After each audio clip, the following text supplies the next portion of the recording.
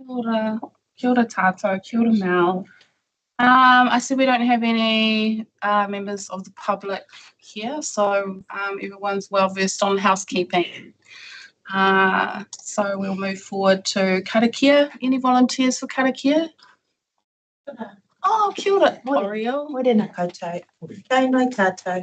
Whakataka te hau ki te uru, whakataka te hau ki te tunga, kia mā kina ki ota, kia mā taratara ki tai, he hia ki ana te atākura, he tio, he hoka, he hauhu.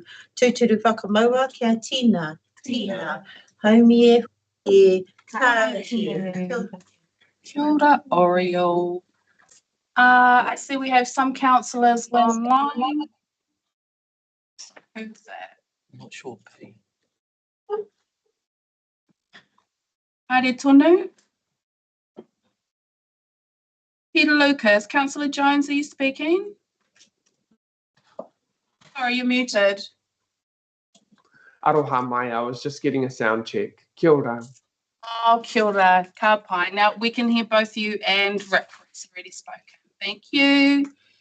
Haere tonu ki item number 3, apologies. So we're going to put down an apology from Marty because he's on his way to China. We're really not sure whether or not he'll be able to join us. But he may pop up on the screen, but just for the record, let's put him down for that. We also have the apology from our Independent Tangata Whenua Advisor, George Riley, today. Ka pai. Any others? As Jeff is I've notified is joining us online. If you can. If you can. Okay. All right. Can I have someone move? Okay, John will move. Amy will second. All in favour say aye. Aye.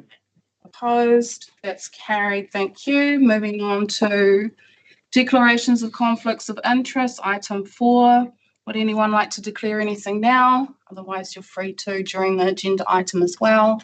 If there's none, we will haere tonu, ka pai, moriko. Moving on to item 5.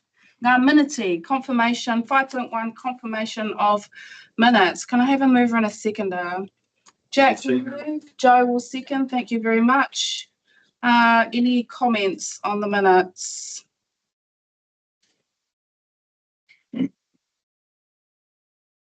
If there are none, I'll move forward. We've got lots to cover on the agenda. Some of this may come up later. If there isn't, then I'll move forward. All in favour say aye. Aye. Aye. Okay. Thank you. Online. Moved.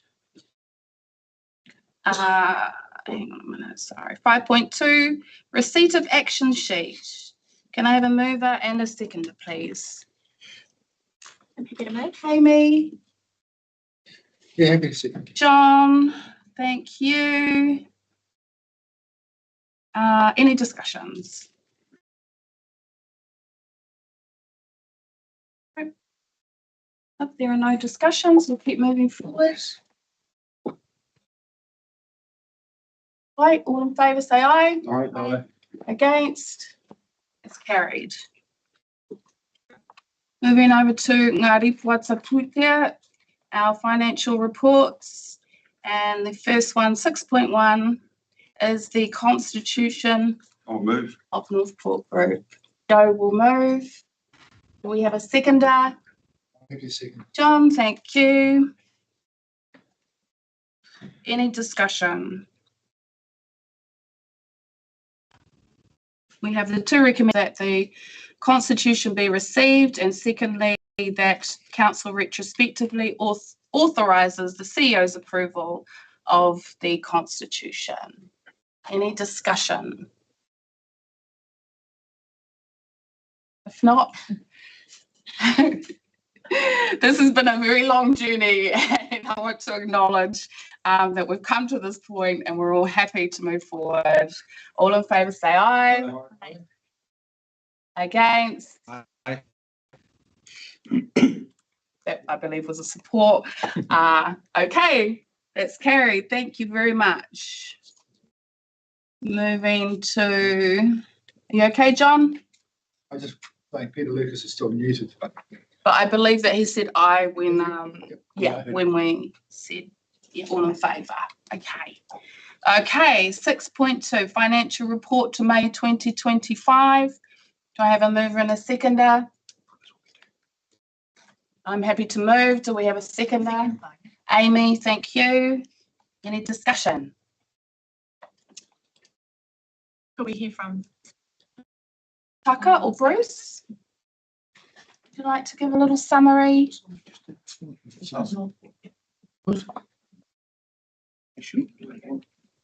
Or anyone? Yes. welcome. Whoever gets shoulder taps. Yeah. No pressure. I'll screw everyone. So this is year to date to May, so we're pretty much at the end of the year. And at the end of this, I might give you a forecast of what I think will happen by the end of the year. But just to summarise this paper, we're looking at a $609,000 favourable surplus at the end of May. If I bring back the budgeted gains that we said we were going to use for general funding, but we haven't needed, so we've transferred those away, but I bring those back, we're looking at 2.6 million or 2.564 to be exact. And that's the figure. If you go to the second page of that report, there's a bullet point there, bullet point 1, sub point 3. That's where the 2.6 comes from. That takes your 609 and brings back your gains that we haven't used of 1.9, gives you 2.6. We are anticipating around about $1.1 million worth of carry forwards that were presented in August. It'll go through the CE and the ELT prior to that, but at this stage we're anticipating 1.3. So if we look at, I said 2.6, take the 1.3 or 1.1 off, that gives 1.4. We're using 1.075 as a rates reduction next year, and that leaves about $360,000, and that aligns to table 3, bottom figure, $360,000. That we've set out the framework there. I don't think I need to go over that again, but that's how we get there. Yeah. So the question I think at this stage of the year will be, well, what's going to happen to that 360? Where are we going to end up? And I mean, it's a month to go. There's a lot of processing going through the accounts payable. But I think that 360 is going to be somewhere around the 750, 800, and that will go towards repaying debt or covering dividend if we need to. So yeah, so that's where I think that's how we get to the 360, and then for another month on, I think we'll be looking at the 750, 800 mark being the residual surplus. Any questions? Any other questions, councillors?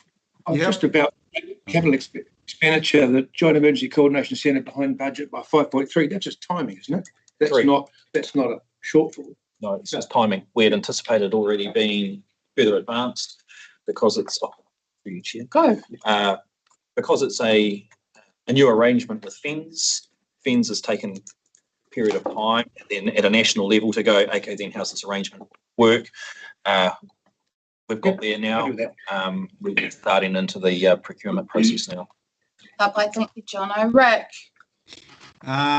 Look, I just wanted to ask Simon, I did actually lose it for a second, but the 1.6, I think, million that you talked about for rates relief, what does that actually, what does that amount to in reducing that, like the 5.7 to, what is that whole 1.5%, is it? How much of it is that? It's one. Well, first of all, the dollar figure is 1.075 million, and that equates to approximately just about 2%. 2%. Okay, cool. And that's, so I'm just trying to, when you explain this at meetings that and hopefully we can after we approve the annual plan, then I just wanted to justify where the money came from. So that's 2% of that savings. Is that correct? Oh, no, my 2% is what 1.075 represents in terms of a rates saving. So we're reducing the rates that we went to consultation on, and it's not quite 2%. It is over 2%. So that money is directly related to that saving, isn't it?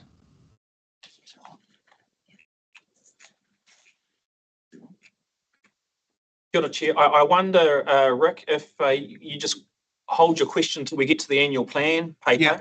Okay. I see Kyla and Casey in the background there preparing to answer your question at that stage, because it's Fine. not quite that Okay. simple, because that was already also baked into what we were proposing for that annual plan. Thank you. Oh, thank you, councillor Stolwer. If there is nothing further on the financial report, yes, kia ora, Jono. Thank you. Just to confirm, the carry forwards that council will see will come in the August council agenda.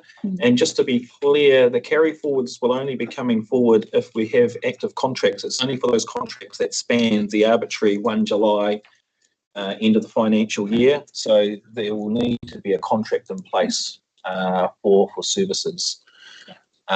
Also, just the table 3, that's the table that Simon has previously workshopped with council. We just keep it here and keep updating it as we get a clearer picture of what our end of year is going to look like. That will also form the basis of what we bring you back in August. Okay, so a little bit more clarification for us. Thank you. If there's no further questions, we will go ahead and move the motion. All in favour say aye. Aye. Aye. Against? Fine. Chair. Oh, yeah. Carried. Was there something pressing, Rick? Is you frozen? Yeah. Apologies, Rick. We just froze. Oh, we were going to change 2 items, Chair. I'm not sure when are you going to do that now, are you? 7.1 Yeah, and so- 7.2. Yeah. Yeah, so cool. we're coming Okay. up to Ngāti number 7, and we'll go to the adoption 7.2, the adoption of the mahi reo. Once we've done that, then we'll return back to 7.1 around the rates. Cool. Okay, kapai. So into 7.2. We have 3 recommendations. I have a mover and a seconder. Move all 3, thanks. And I'll Okay, second. yep. Okay, Rick is moving all 3 and Amy is seconding. Again, I'm going to say acknowledgements to the team and all of the efforts so far on our annual plan. Any discussion? Well, sorry, Chair. I guess this is where my question comes in then, where that savings is coming from. Yes. Kia ora, Chair. I wonder, is that something, Kyla, that you're able to Okay. provide a bit of clarification on? So just to be clear, the question was how much of the rates reduction for the annual plan the assumed surplus contributed to? Is that correct, Rick? That's part of it. Kyla, I'd like to know where the rest comes from too. Thanks. Just simply. Yeah, the majority did come from the assumed surplus, around 1.9%. There were also reductions from LTP initiatives. There was a contribution from the Special Projects Reserve, Councillor Special Projects Reserve, turnover reset, and unallocated Regional Rescue Services Rate Reserve. Perfect. Thank you. Fantastic news. Great. Any other councillors with questions or comments? I just looking at that list of the changes. Yeah, I think we've done well to strike a good balance moving forward with this, and really pleased to see that funding there for the gold plan response. Really proud of us to be in a position when we're able to be proactive with these environmental issues which are coming. So yeah, just appreciation to staff, I guess, for doing the hard work to bring us really clear prioritised proposals for the changes that we did make, and very happy to be moving forward with this. So thank you. Good, Amy. Any other councillor questions or comments? Just one little question. Most of these other things like cruise ship income, gold clam, reduced rent gains, they are worst possible scenario, aren't they? That'd be right? Who would like to answer that? Jono? Kia ora, Chair. Yeah, definitely the reduction in rental income and the reduction in cruise ship income weren't things that we anticipated. So are things that we've had to do. It's a double whammy, basically. We've had to plug revenue gaps, plus we've funded some additional mihi, plus we've found savings to actually reduce your rates. Yeah, but that, what I'm saying is those proposed figures are worst case scenario. The cruise ship income might not be there. Oh, I see what you mean. For the cruise ship one, actually, it really is a moving target at the moment. That's our best estimate of what our maintained revenue is, but I understand that the cruise ship sector coming to New Zealand for a number of reasons, the trend is decline. So we may see further revenue reductions in subsequent years. 40 odd, 70 odd. Yeah. Okay, thank you. Okay, thank you, Jack. Yes, fair. Any other councillor questions or comments? Rick, your hand is still up. No, sorry, I'll take it down. I do want to thank everybody for that. I'm sending it out soon, actually, to the local paper. So it's a great news story. Thank you. Okay, thank you, Rick. Oh, well, if there's no other comments or questions, we'll go ahead with the motion. All in favour say aye. Aye. Aye. Against? It's carried. Thank you. Now returning back to rates for the year, 7.1. We have 3 recommendations on the table. Do I have a mover and a seconder? I'm keen to move. Whoop. Okay. Well, Jack, Koutou. okay. I'll take Jack first as mover and Rick as, sorry about that. You've got a bit of a lag online, but we'll try and have patience. Got 4 resolutions. Oh, we've got 4 resolutions. Sorry, guys. We're taking them all together. Yep.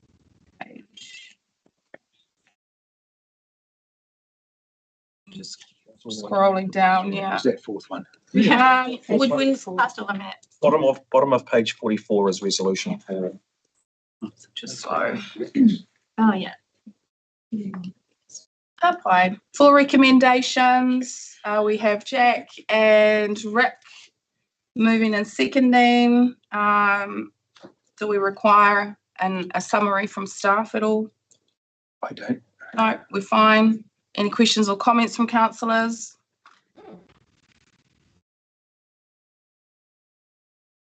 If not, we'll move forward.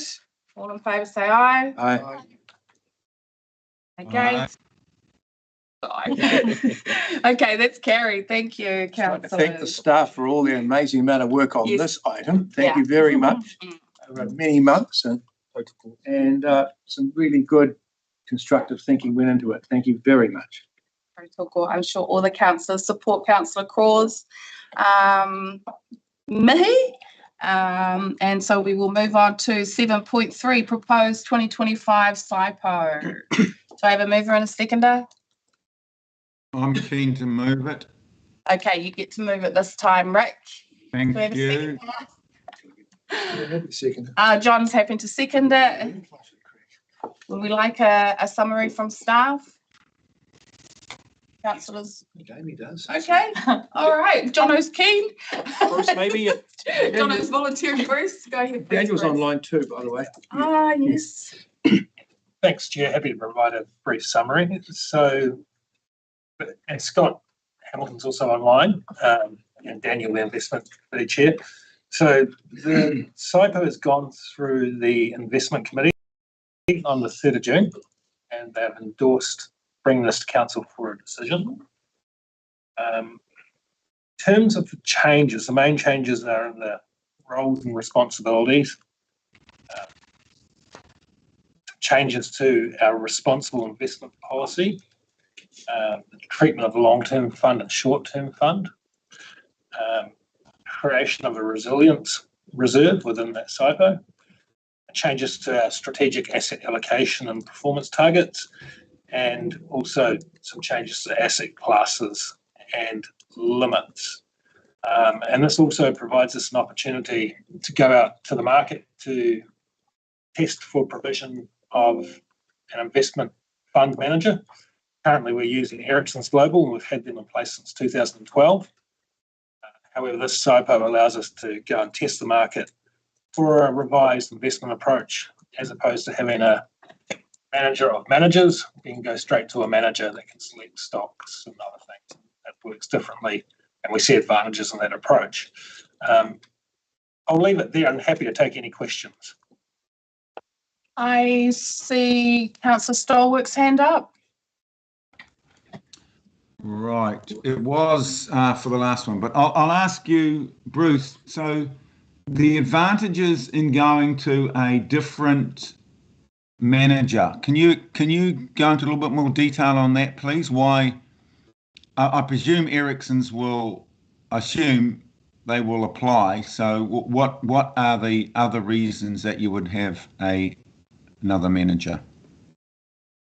I think currently you have Ericsson's, who is managing a portfolio of managers.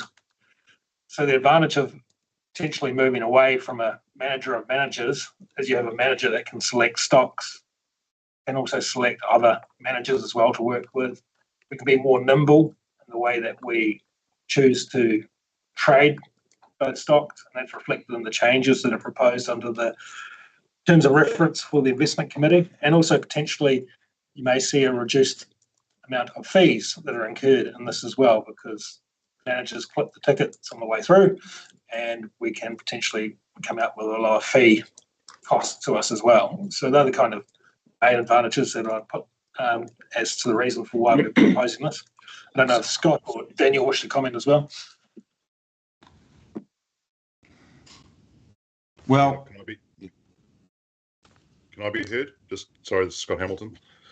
Yes, Scott, go ahead. Yeah, sorry. Look, my line might not be great because I'm not sitting in New Zealand at the moment. But the other benefit, I think, one of them is actually around how you implement the SIPO, and different managers have different approaches. I think if you build a SIPO just around one manager, then you've only got one choice. So what we've done is we've opened it up so that a manager in the likes of Ericsson's can still be applicable, or you can have an alternate. As Bruce has mentioned, there are fee benefits in doing that. There's also benefits in the way that you implement your responsible investment process as well. And I think there are many broader approaches that could be applied in this space. So I think your ability to go out there and test the market, I suspect will result in fee savings. But I also think that you will end up with a better way of actually managing some of these assets. So can I carry on, Chair? I've got another question. Sure, Rick, go ahead. So thanks, Scott. I can understand, I can see why you're doing it. I can see why we're doing it. What about our exposure to risk? So we select a certain level of exposure to risk. Doesn't this expose us to more risk by not having that intermediary in between us and the investment markets? Who would like to answer that? Scott's going to have a Scott. I can have a crack at that one again. Look, I don't believe it does, Rick. I think in each case, what you end up with is you end up with custodians or others who are in there as far as managers are concerned. I mean, ultimately, your end result is dependent on the end manager that is selected. So Ericsson's, yes, they are looking at one level of risk, but you've got an investment committee there as well now. So you've got to remember that you've got some internal capabilities also in terms of that manager selection. And there are many risk management processes. Ultimately, the risk that's determined, though, is determined by the SIPO itself. And that comes, in your case, from the fact that you've got a whole lot of council reserves, and it's what is the duration of those council reserves. the council is an intergenerational investor itself, and how are you looking to try and manage and mitigate some of those risks through the selections that you've put in place? So I don't actually think you limit risk through the approach that you have. Ultimately, you end up in the same markets, and you've still got the same custodial style protections. Thanks. I do appreciate this. Absent for the last meeting, but I'll be there for the next one, so I'll get all the details then. Thank you. Okay, thank you, Councillor Stolwerk. I'll go to Amy, Jack, and then John. Thank you, Terry. Thank you, Bruce and Daniel and Scott, for providing a bit of back and forth on the emails. That was helpful. I guess I think I've confirmed I'm a bit of a lone voice on this, so I guess I'm just trying to figure out a way forward, moving forward with the SIPO as it is. In general, I'm really supportive of these changes, so I think the revised SIPO looks good, and it gives us a bit more clarity as governance. And I'm supportive of the kind of new way of working that we're looking towards. And as Bruce mentioned, we can review the SIPO regularly. So, there is the ability to adjust settings over time. So that's all good. I guess the two things that I am unclear on, one is just that I guess we're moving to a different way of dealing with our exclusions and our exposure to those things. And right now I have, from a very high level, quite good clarity about how that works. So that 1.7% is where we're sitting, and we've tracked towards that over time, just with that the SIPO set how it currently is. Understand the reasons you guys have explained as to why we're going to start to look at it in a different way.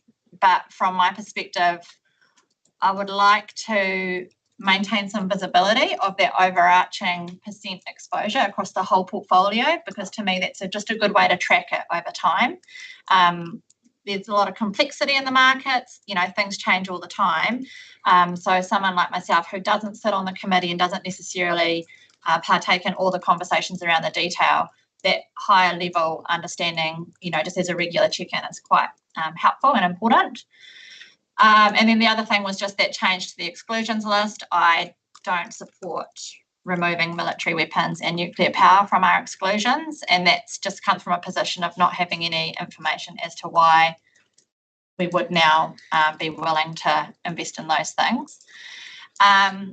But knowing that it's likely to move forward in its current form, I guess my question to Bruce and Jono is how can we set in place a way that those of us who don't sit on the committee can have some sort of check-in, so we can understand as we go through this transition and we move to the new way of dealing with our exclusions. Yeah, can you make that more visible for me so that I can see over time what change that brings, and then if needed we can raise a conversation about whether we've got that setting right. That's what I'm looking for, just that confidence. Yeah, thank you, Amy. And you're not the only one that's concerned about it, but the feeling amongst councils that this will move through as it is today. And so having that, councillors' request to have reporting over things that are still deemed as unethical. What's your response, Bruce? Thanks, Chair, and thanks, Amy. Yes, most definitely we will be asking, if we go out to the market, we're asking for that as part of the response, regular reporting, we currently do on a 6-monthly basis as to where we're at in terms of those exclusions. How much have we got invested in there? What are we doing to limit our exposure to those on an ongoing basis? So that will flow through to the investment committee basis. Yeah. So we will ensure that council is kept informed and we are tracking where we are at with our level of ethical investment. So the question from Councillor McDonald was, for those of us who are not on the investment committee, how do we get the visibility? So is it able to be, can we council meeting reports? I'm not sure, just tell us that we have to go to the investment committee then I also have to go to all the other committees, what I'm saying, and we already have our councillor portfolios and workloads. So Councillor McDonald is asking, for those of us that would like to keep our eyes particularly on the unethical investments, how do we How do we see it other than having to go to the investment committee meetings? Well, Chair, Yes, Councillor Carr. no, I suggested that you just read the agendas, and if you've got an appropriate heading for that discussion in the agendas, that's where you just seek that information. Or else, why have the committees if everything's coming back to council? So I just do it like that. Are you happy with that, Councillor McDonald? Yeah, I guess without knowing how embedded it would be, I guess, and I'm not trying to be spoon-fed the information, but I do think it's an important one for us to just have good transparency around. So yeah, haven't seen how those reports are going to be structured, and so they're 6 months, is what you're saying. We'll be recommending that. Yeah. When we go from But it's all about to change. the So monthly report. yeah. Not too dissimilar to what we currently receive. Oh, and those are fine. Those are very readable, and you can kind of go to the bit that you're interested in. That sounds good, and we can always, or future council can always look to change that. I just had one other question, which was just around the tracking of the carbon footprint stuff, which is in there. And maybe again, it's one that we can revisit, or a future council can revisit in a certain amount of time. But I just wondered if we would make the wording more directive, because right now it's there as kind of like, it's sort of not explicit that we would seek to invest in funds that have that tracking and reporting in place. And so the only way we can track and report on that is if the funds themselves are. So there's a differentiation there about who we invest in. So again, rather than just leaving it to kind of what I assume would be a financially driven decision about a preferred funding, fund manager, or fund, we could strengthen that wording so that we are directing investment into those sorts of things. I guess because, yeah, like one of the conversations we've had around not being too focused on exclusions and thinking more about what we want to fund, that would be an example of the kind of thing like preferentially treating people who are tracking their carbon footprint, which enables us to track that too. Thank you, Amy. Hello. Did I see your hand? No. Okay. Oh, I think the staff will take that on board. Councillor McDonald. Thank you. Yes. Thank you. We'll see how all that goes. Jack. Look, I don't have any specific questions, but I'd just like us to ask Daniel about his view about the new SIPO, and if he wishes to touch on any of these other matters, particularly those raised by Amy, because Daniel was instrumental in guiding us through this new SIPO. He's got a lot of insights for us. So I'd like to hear Daniel's view on all this. Thank you. Good idea, Jack. Daniel. Thank you, Jack, and thank you, Chair. I hear where you're coming from, Amy, and I absolutely support and endorse the intentions behind it. In the email sort of feedback that came back to you, we tried to address some of those concerns, and I hear that you still have some. One thing I'd like to make clear is, let's take the example of carbon emissions tracking. I personally would love to see a really good fix on that, and I hope that the committee will be able to get that from the manager or managers that we end up appointing. Unfortunately, the reality out there in the market is that not every manager even does that. Some do and some don't. And in fact, off the top of my head, I can only think of 1 or 2 managers that are active here in New Zealand who systematically track their carbon emissions footprint based on the measure I talked about. So that's WACI, the weighted average carbon intensity measure. So the market probably isn't as advanced with these things as you might think it is. Yeah. So these things are absolutely a work in progress. I think the more investors demand this stuff, the more managers are going to have to front up with it. But right at the moment, the fact of the matter is many managers, in fact, the majority of managers just don't measure that yet. So one way we're going to address that, I think Scott's going to be leading the RFP process when we look for other managers, together with hand in hand with Bruce, I gather. But what I would like to see as chair of the investment committee is that's a question in the RFP, and it's a key one where we say, state how and when and exactly what we're going to get, in terms of carbon emissions tracking. Now, I know at least one manager is going to be able to answer that question really, really well and say, we're already doing that, here's all the information, for example. And a lot of them are going to say, sorry, we just don't do that yet. And who we choose will depend, obviously, partly at least, on the answers to those questions. Oh, that sounds good. Yeah. So partly this is a commercial question, I'm afraid. It's not something that we can just impose on the market and say, do this for us, because some of them will just say, sorry, we just don't do that yet. So that's one thing I hopefully is had helped to add some clarity. So I guess the response to that from the committee would have to be, we will do this if we can on a best efforts basis, but please temper your expectations, because it might, everything we want, we might not be able to get everything we want just yet. It might be something for the future. The other thing is on the exclusions and how we track them. Where things are absolutely excluded, so the SIPO says we must exclude these, respecting a 10% revenue threshold, which is baked into the draft SIPO as it stands. You can trust pretty much that those things will be excluded because they have to do it. It'll be part of their policy. It'll be something that they're absolutely hard coding into their portfolios. For the ones that aren't hard excluded in our SIPO, I'm confident that we should be able to go to the managers and say, well, if you're not excluding them systematically, what exactly is your exposure? Give us that number. Now, if a manager can't do that, then there's something dreadfully wrong with their processes, and that would almost be grounds for dismissal.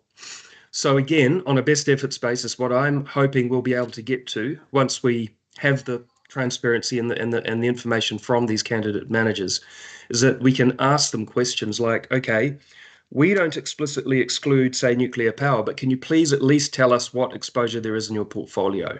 And they should be able to come back with the number is bing X%. And again, just to allay your concerns slightly on those two things in particular, military weapons and nuclear power, don't quote me on this, but I'm willing to bet that most of the managers we would care to talk to or work with would already have very low exposures to those two things in their portfolios. And I'm talking at most sort of less than a single-digit percentage of their portfolio. So even if we don't exclude them explicitly, I think they will be quite low in there. Just to clarify, Chair, the exclusion still retains nuclear explosive devices. Yeah, absolutely. The real dangerous stuff will be out. Yeah. Keep that writing on the thing though, bitch. Is that Maddie? Nia, thank you, Daniel. Okay. You're welcome. Okay, Jack, was that everything for you? Yeah, I'm fine, thank you. Thank you, Daniel. All right, John, your turn. Thank you, Chair. Yes, well, I do sit on the Finance Committee and have attended every meeting. And I'm pretty comfortable with where we lie when you talk about nuclear power and those things, because there's a moral high ground we can take, but to get that too high, we'll struggle to get a good return on our investments, and this has gone through. So most people realise I'm always quite keen on a low or zero rate increase, because every time we put the rates up, it's putting money out of our economy. So there's double-edged sword, what our ratepayers want. I think they want a good return, but keep a moral high ground that is in a position where we can take advantage of our investments with most fund providers. So that's where I stand. I think I also have the view that there's no business I've been involved with in my life that couldn't be improved. And I see this, the SIPO is one of them.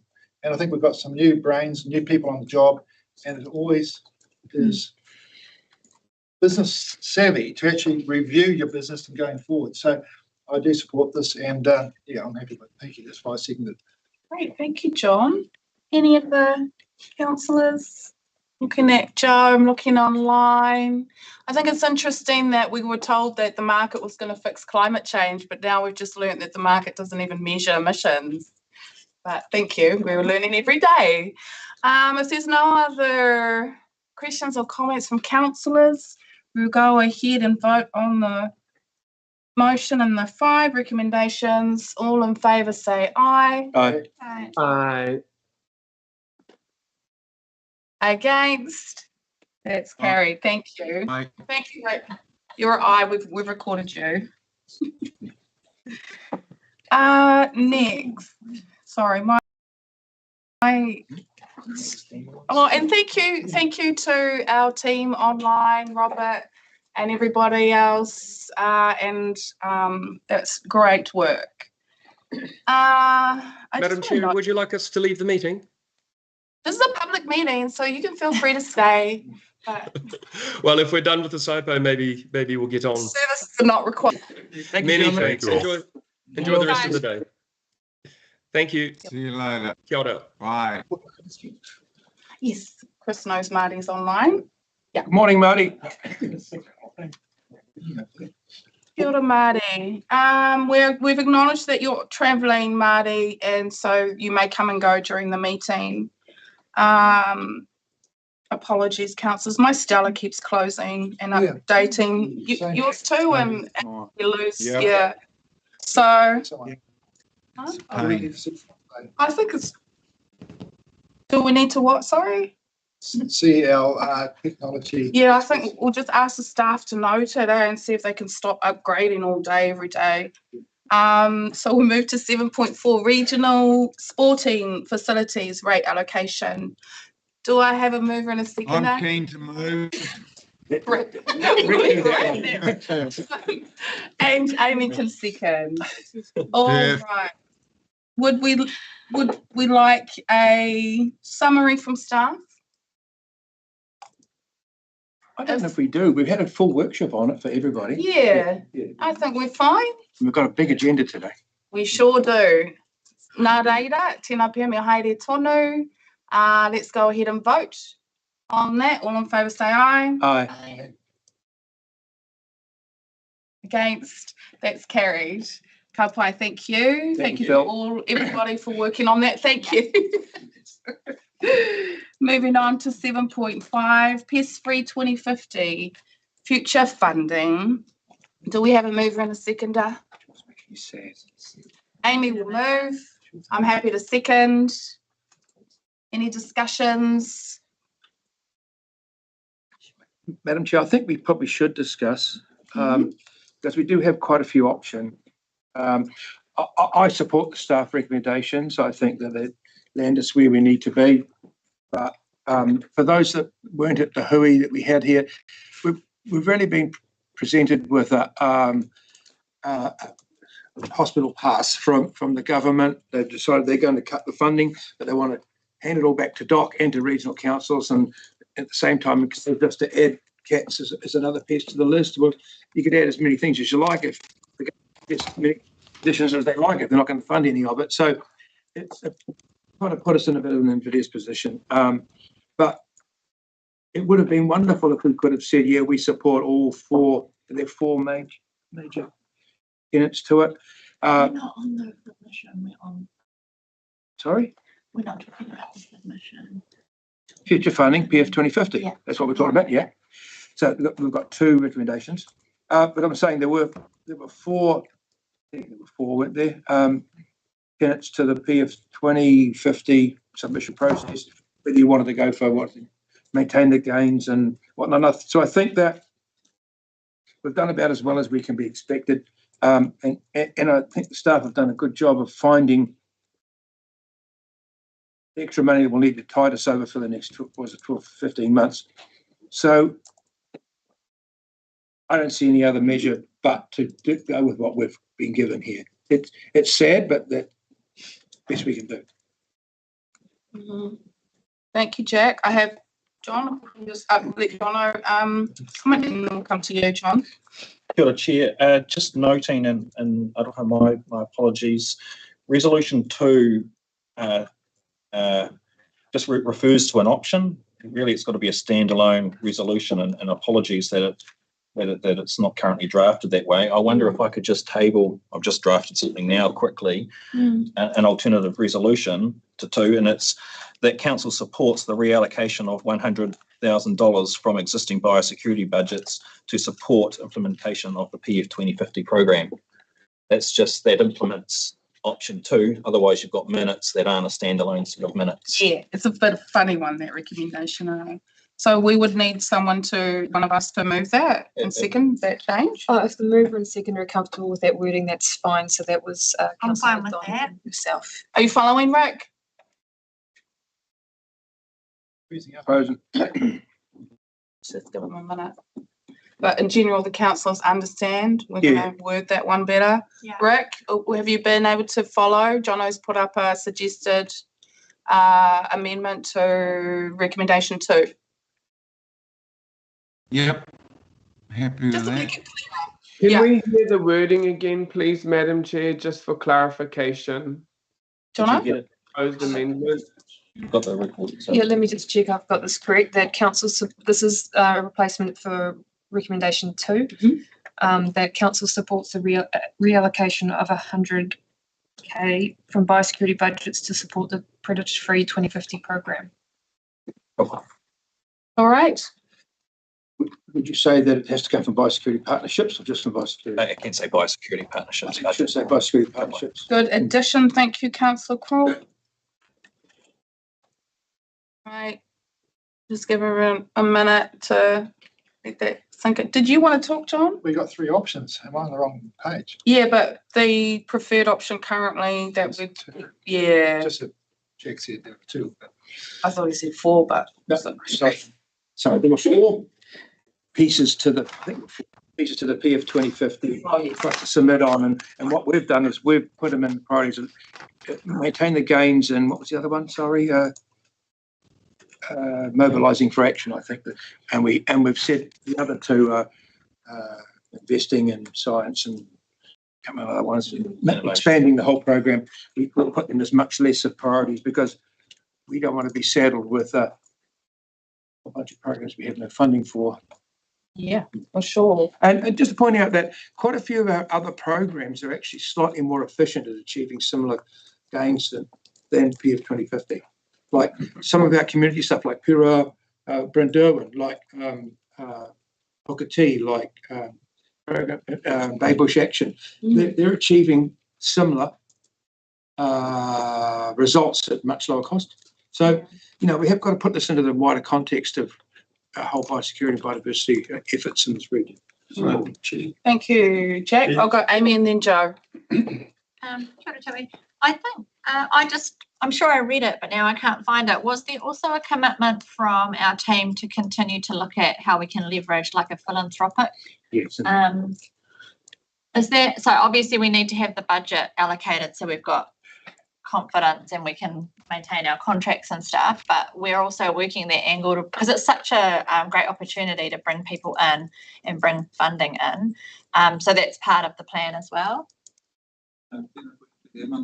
Yes, Amy, it's definitely part of the plan. We're underway with discussions with some entities specifically dealing with that other funding options. Thank you. I found it here. Sorry. For some reason I couldn't see that a moment ago. Can I play, Amy? Yeah, can I play?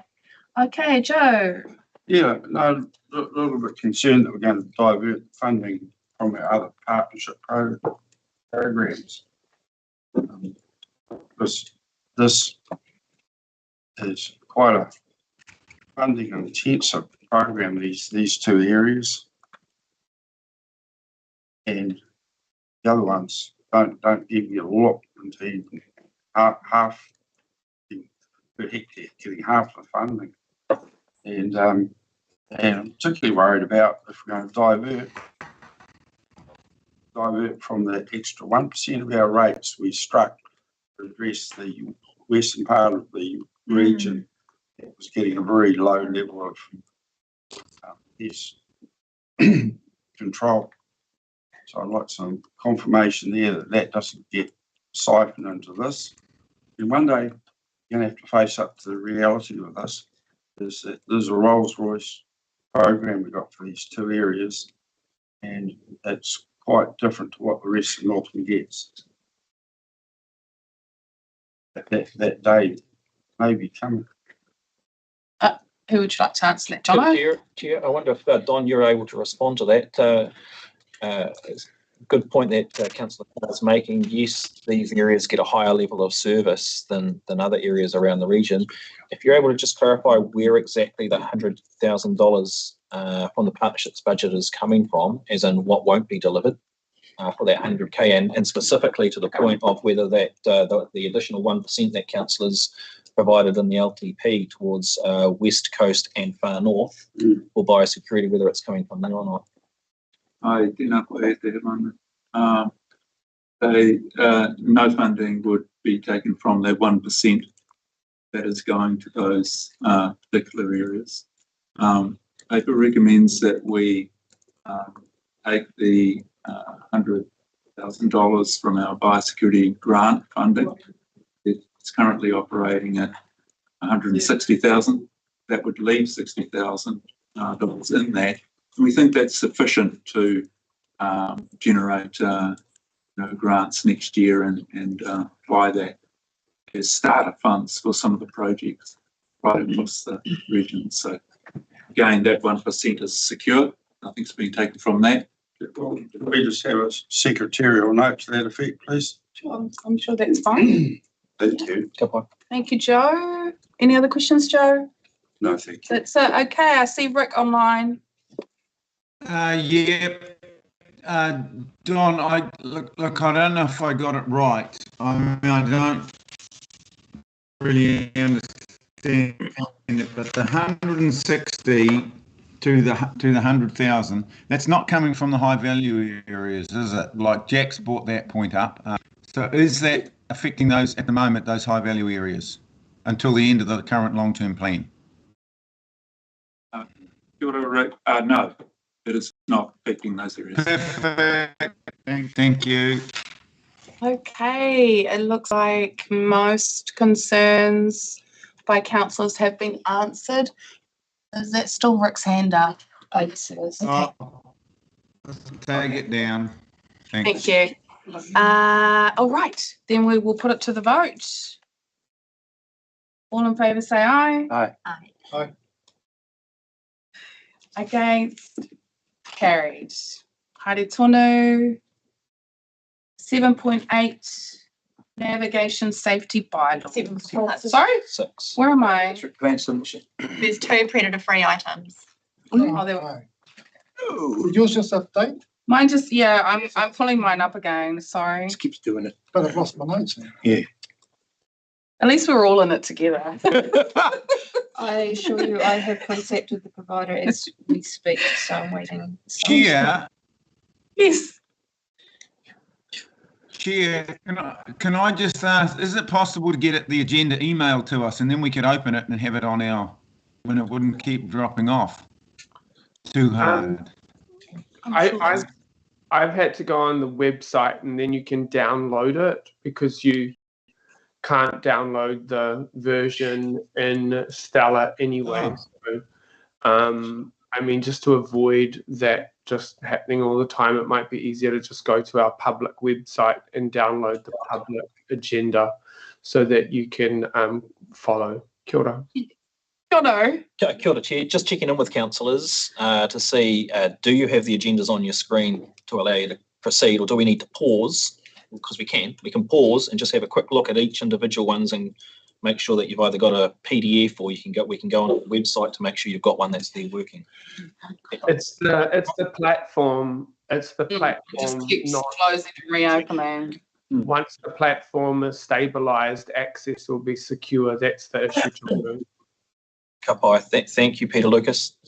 Yeah. Do we need to pause? Okay. We live with it? Yeah. It's okay here because it must update so quickly with the internet we have, but at home it came as a real pain because sometimes it's a minute for me to get it back up. Yeah. And it makes reading a document.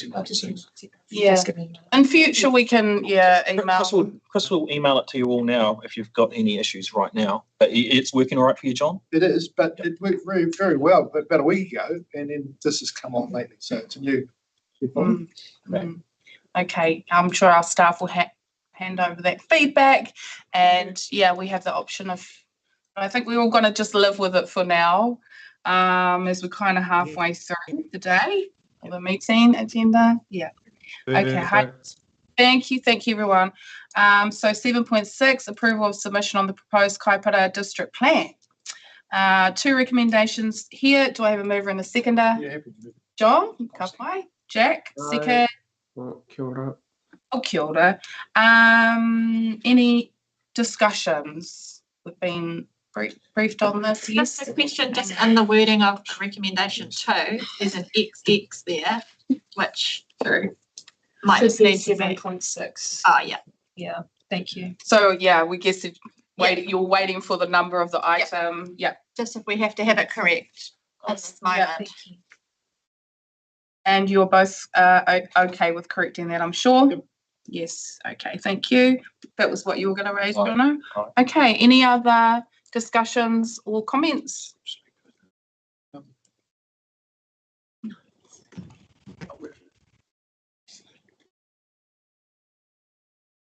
You okay, John? Yeah, I was just looking at hazard maps on page 51. It talks about railway. Mm-hmm. So yeah, there's issues with railway. Yeah. Probably covers it. But there's another one I saw about energy. It talked about being out of space, and I thought it sounded like outside this world. Okay. I can't quite. We'll give you a minute. Tammy might be able to help. Tammy. Koutou, I got part of the question there. The first bit in terms around the hazards map, yeah, we did a check around that, and Ingrid can clarify further. But we've confirmed, we sought in the submission that make sure it was the most recent maps that were actually included. And we've actually confirmed, yes, they have used the most recent maps. So this morning I was talking to Craig Jepson, and he didn't seem to know that the new maps had actually arrived. So it worries me, and he's put me in touch with there's somebody in council that will get hold of me to make sure this actually moves on, because this has been sitting there for a long time. The second thing I had was policy reg P3, and that's on page 214. It talks about power, and on that there's a paragraph there that talks about renewable electricity generated that could also occur in space rather than just on land. With space, is that a word you use? It sounds like outer space, but anyway. That's just to clarify that it could be sitting on top of something going upright as opposed to just across land. But we can clarify that wording if you think that's a little bit vague. Yeah. Thank you. Thank you, John. Thank you, Tammy. Any other questions or comments on the Kaipara submission? If not, we will put it to the vote. All in favour say aye. Aye. Aye. Against? That's carried. Aye. Thank you, Rick. Okay, next, 7.7, predator-free 2050 strategy draft submission. We have 3 recommendations. So I have a mover and a seconder. Oh, Jack. yeah, happy second. John will second it. Again, we've had workshops, and yeah, we've gone back and forth a little bit about this. So I'm guessing that our councillors do not require a staff summary, and we can go ahead and vote unless any councillors wish to speak. Yes. Go for it, Rick. No, I'm happy to support it. I'm saying yes, let's go ahead. Thanks. Well, we'll put it to the vote then. All in favour say aye. Aye. Aye. Aye. Against, that's carried. Thank you. 7.8, navigation safety bylaw 2025. We have a heap of recommendations that we're still going to try and take those together, I think. Yeah. Do we have a mover and seconder? Was that you moving, John? Yeah, happy to. And do we have a seconder? I'm happy to second. Aroha mai. Do we need a summary? Was everything clear? Very clear. Yeah. Can I check? Should somebody other than Councillor Blakewell move it, since he's in one of the recommendations? I'm not sure. Can he recommend himself? Yes. Yeah. Sorry, no offence. You're welcome to recommend Back yourself. I wasn't sure. I wasn't sure if we were allowed. You can, Chris? Yes. Yeah. Cool. Yeah. Thank you. Yeah, Just checking that forward, yeah. I'm happy to. No, back yourself. That's fine. It's with the rules. What do you think? No, it's fine. Even when you're nominating yourself as deputy or chair, you can actually be mover or seconder. So a member on a panel is fine. Perfect. Okay. I just noticed that our chair has joined us now remotely. Hey, kia ora, T. Crawford. How are you? I'm very good, thank you. Okay, we're just on item 7.8. Navigation safety bylaw. It's been moved and seconded. Any further discussion or questions from councillors? If not, we'll go ahead and put it to the vote. All in favour say aye. Aye. Against? That's carried. Haere tonu ngā ripuata mahi to our operation. Sorry? Rick,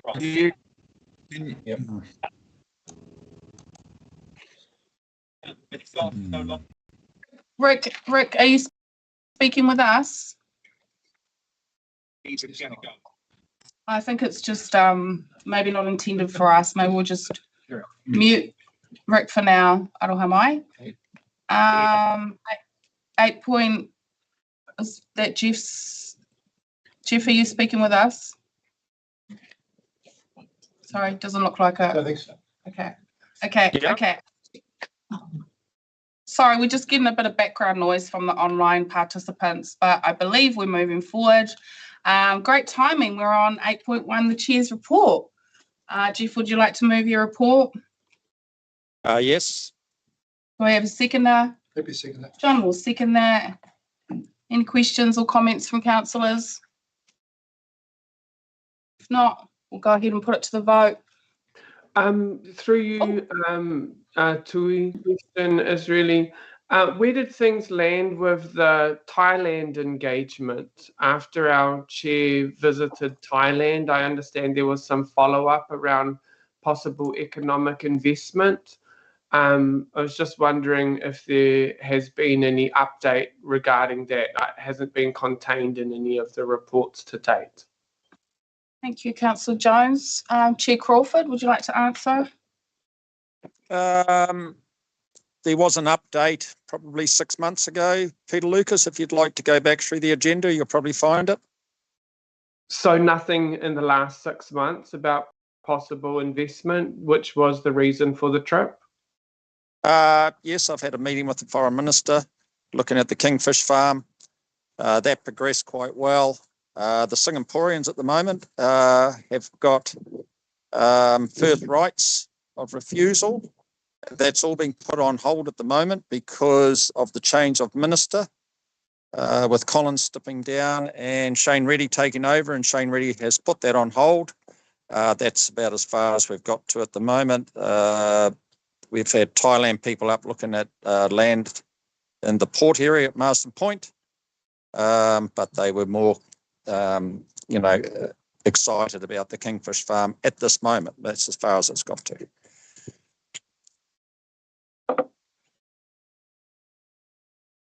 Okay. Any other councillor questions or comments? If none, we will go ahead and put that to the vote. All in favour say aye. Aye. Again? Aye. I believe that was a support. Carried. Next, 8.2, Chief Executive's report to council. That it be received. Do I have a mover and seconder? I will move it. We have a seconder. Amy, thank you. Who would like to go first? There's always discussions on this. Paul? Jono, you can go first. Kia ora, Chair.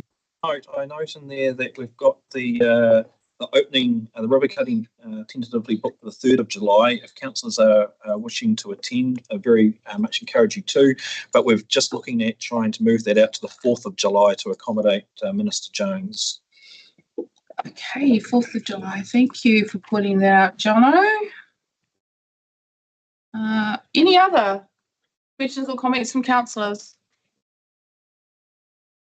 Want to go? Yeah, Amy? It's actually it's work that happened in June, so it actually will be in next month's report. But I just want to note that over Matariki, I'm aware that our staff helped run several community events, and it's just always a real privilege to be out there and see the way our NRC staff turn up. I was at a Coast Care, an event that was supported by Coast Care, and yeah, just really great, and appreciate our staff, coming out and working on their long weekend, but supporting amazing community events, real good vibes, and a lot of people that I interacted with just spoke of how that kind of opportunity to get out and plant some plants and meet up with locals and share local stories is a real refreshing, positive moment, this time of year. So just, appreciation to the team, and always very proud to be working alongside our staff when we're out there in the community. So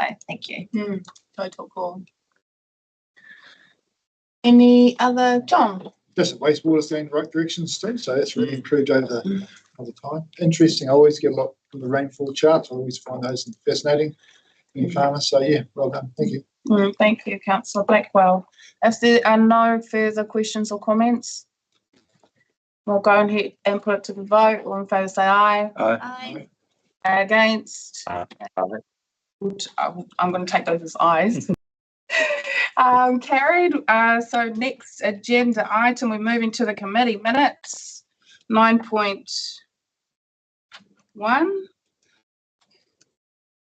I'll move. Joe is going to move. Do we have a seconder? I can second that. Amy, thank you very much. Do we have any questions or comments?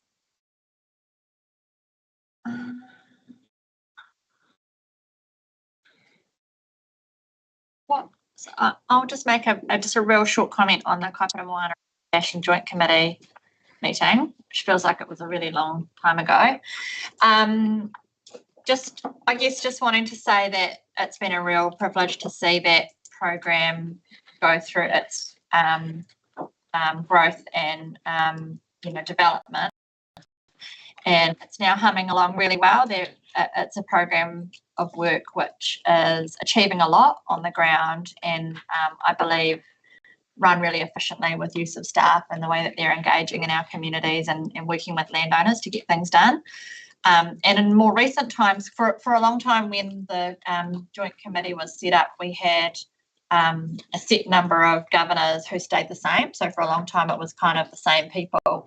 But more recently, we've had some change, and it's just been really awesome to bring in new skills and have different people kind of putting their governance eye over it, but also encouraging to hear their support and reflection on what a cool project it is. So I guess just acknowledgements to the Mauri Kuta staff who are delivering the work for us, and been a real pleasure to be part of it thus far, and it continues to go from strength to strength. So it's a really great project, and if anyone's not familiar with it, check it out, because it's something really awesome happening in Northland.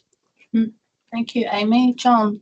Just to endorse Amy, it's pretty neat in a sense too that we work with iwi and Auckland Council as well, so we all seem to be working in the same direction. Neat how they get the trees and nurseries in certain areas. They believe the trees grown in the same environment should be planted there, which I think is pretty good. The only thing I'd probably say that we should be doing, maybe helping them, is that we don't monitor a site. I just loved one site that we could monitor pre-plant and then do it over the next few years. And of course, there's no funding and came up for that. But I do feel that's real science that could prove that we're actually making a difference with sedimentation. So sediment monitoring, I've discussed it with John a couple of times.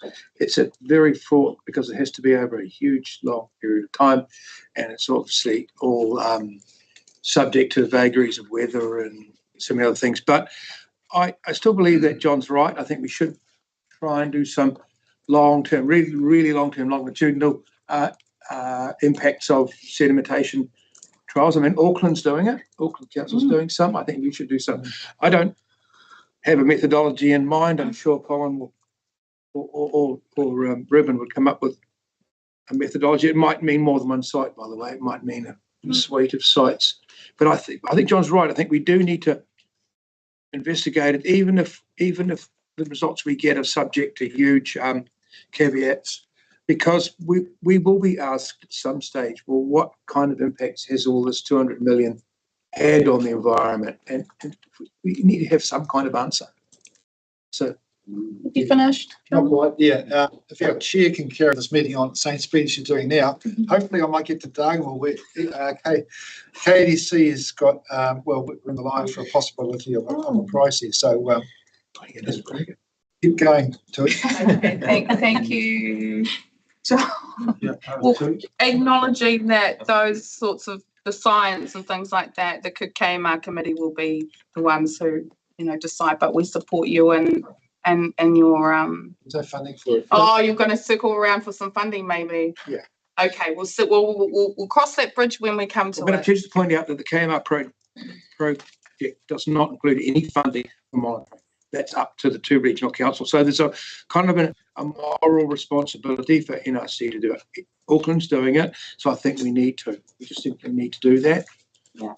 Like John, no? Chair, just to quickly respond, we do have a sediment monitoring program for the Kaikoura Harbour, and it was on that sediment monitoring program that the initial input is what went into the business case for KMR in the first place, and we repeat that every 5 years. What I think the point that Councillor Blackwell and Councillor Crew was highlighting is we don't have a dedicated specific monitoring program to specifically look at a specific site or a specific arm of a catchment to show that all of this remediation work that we're doing is actually having what the impact is on sedimentation. So we do have broader baseline sedimentation monitoring for the harbour, but not specifically for the program. The council at the time, when we looked at providing funding, specifically made the call: no, we're not. All the money that we're putting in and the additional effort and resource is going to go into actually the operational part of supporting KMR, and there was additional money put in, but there was no decision at that time to set up a monitoring specific regime around it. And happy that if council wishes to, as part of the next planning round, have a look at additional funding. We can definitely have a look at that. I was thinking more of the lines like Ashgrove, which I'm on the board, so conflict of interest here. But there was a farm that's been taken up by KMR, and it's got its own catchment. It's contained on its own. There's one place that we could have done. We can't now because we've missed a boat. But there'll be certain farms like that have their own catchment without anyone else's. That maybe we could just do that one farm. But we have to know in advance. I mean, who's going to say, I want to get in KMR in 2 more years? I mean, it's going to be difficult to find and monitor a free plant. Thank you. Thank you, John. That's okay. Yeah. So, Chair, I just wonder, what's the future for this KMR project?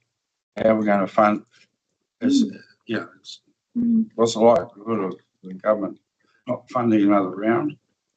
And when we hit that wall, what are we going to do? Those questions need to be asked and have planning for it. And because this funding was sponsored and supported by David Parker, right? Who's retired. Okay, so your champion is no longer in the house. So I think we should be in minds to that matter. And the other thing is, now he's retired, I think it would be nice to actually write to Honourable still, Honourable Mr. Parker, and just tell him how we have valued this project and outline what we've achieved and benefited, and thank him for his enabling role he's played. I'd like to move in that direction. Yeah, that's a great. I don't know if we need a resolution, but I think we could all agree, like, for a bit of acknowledgement. Would NRC write, or would Justine write on behalf of? I think we should write as a council. Yeah, true. Yeah, they can write, they can do And stuff. we were the ones that kind of were able to take up the opportunity.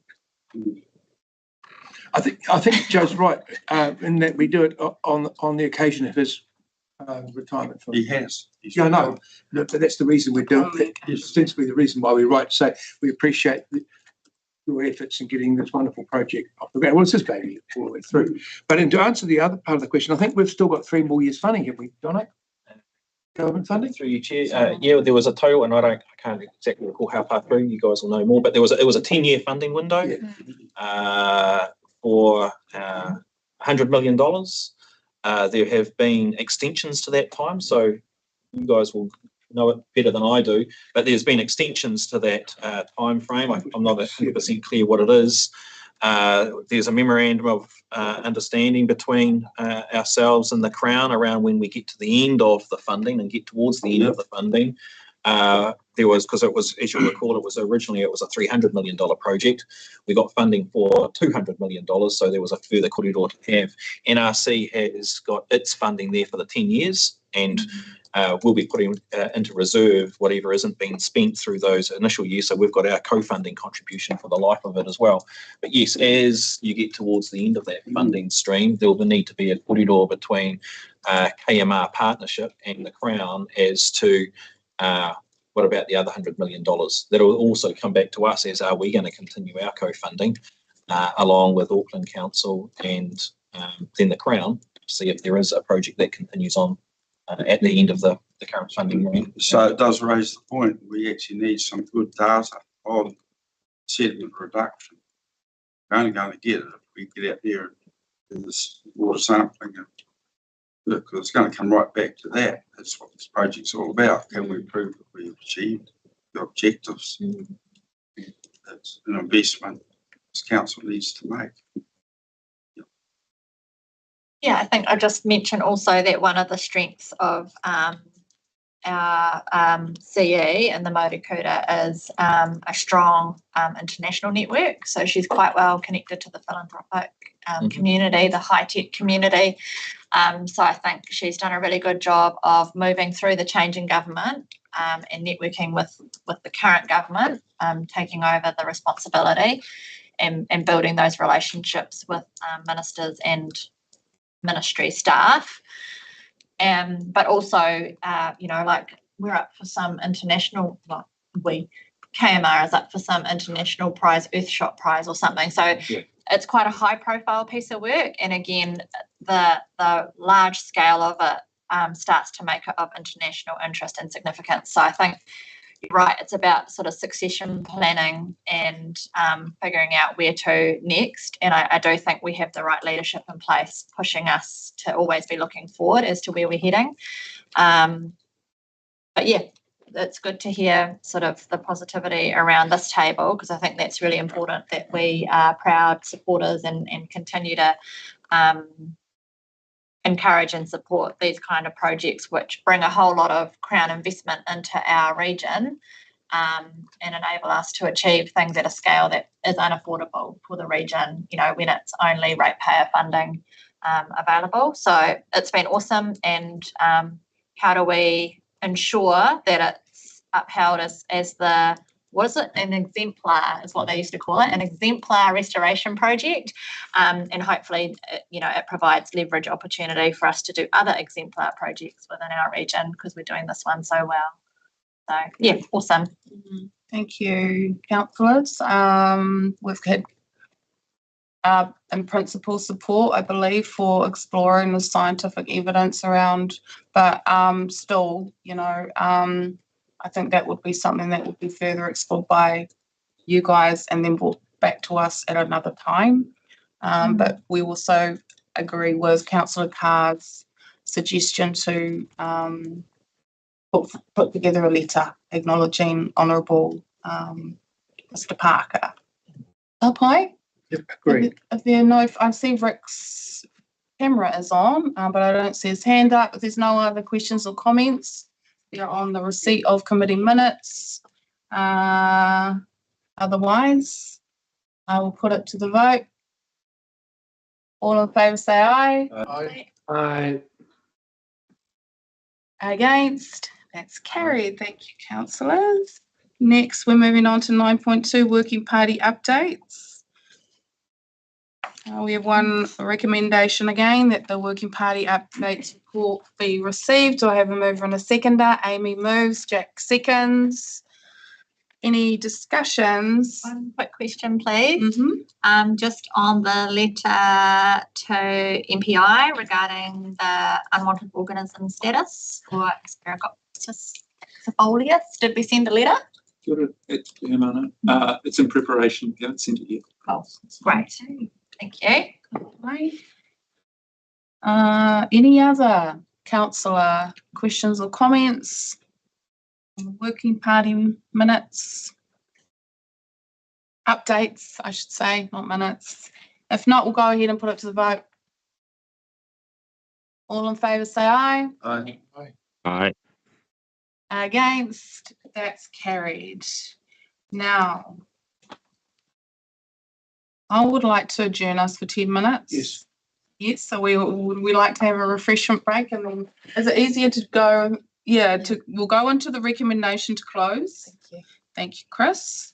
For the so we'll go into item 10, public business with the public excluded. I'll move it. Do we have a seconder?